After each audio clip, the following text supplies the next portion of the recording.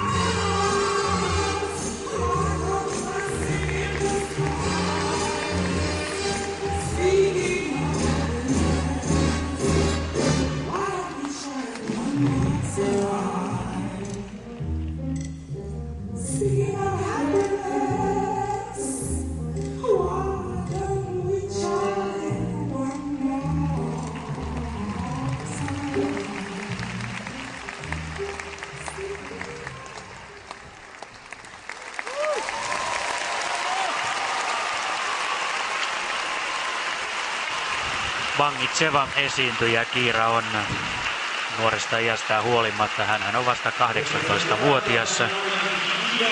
Upea näytösnumero. Viehättävä esitys, ja tuossa oli jo vähän rohkeuttakin.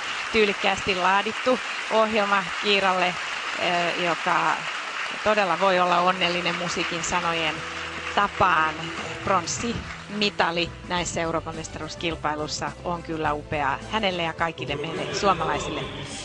Kiira on tyylikäs esiintyjä ja tänäänkin ei jättänyt meitä